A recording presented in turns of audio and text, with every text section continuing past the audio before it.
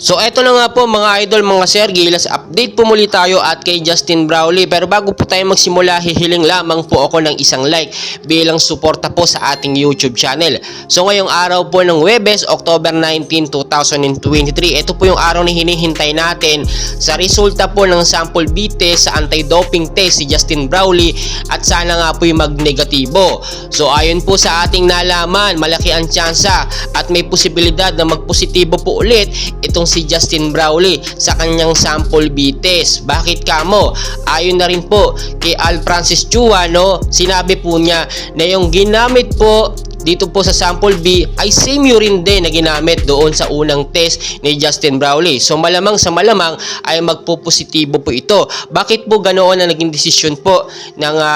SBP or ni Al Francis Chua dito nga po kay Justin Brownlee? Hindi na po nila kinontest pa for sample B kasi baka mas lumaki pa po yung maging sanction, or kung sakali mang magpositibo ulit sa sample B si Justin Brownlee doon nga po sa bagong urine test na gagamitin ay posibleng mas tumaas pa o mas lumaki pa yung maging suspension ni Justin Brownlee. Kung matatandaan po ninyo yung recently na nagkaroon po ng suspension, no, for using carboxy THC, 3 months lang ang tinagal according na rin po sa PIBA. So ang hinihiling po natin dito at gusto po natin mangyari ay mababaan po yung suspension ni Justin Brownlee kasi ang sinasabi nila 2 to 3 years ang posibleng maging suspension ni Justin Brownlee in case maging positibo ulit dito nga po sa sample B test sa anti-doping test si Justin Brownlee. So ang ini-aim natin dito mapababa yung suspension ni Justin Brownlee from 1 to 3 months, which is posible naman po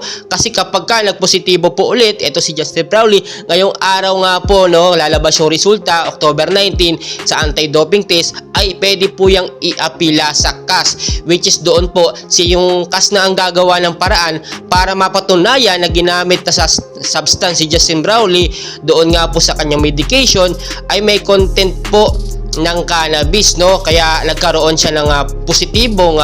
resulta doon nga po sa kanyang urine test. So ang sinasabi natin dito, kahit po tumatakbo yung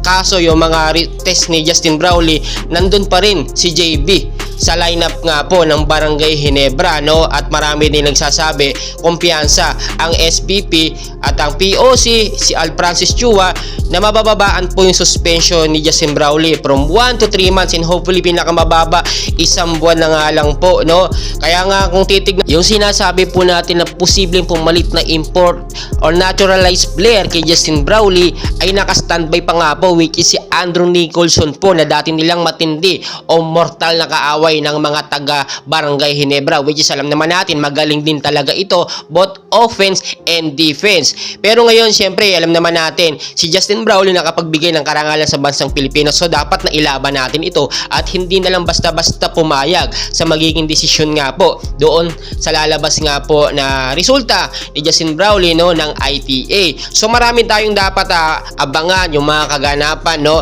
yung mga latest update, and please huwag na pong kakalimutan mag-like and subscribe para updated kayo sa ating mga daily Gilas update, and please don't forget to like and subscribe. Maraming salamat po sa inyong lahat.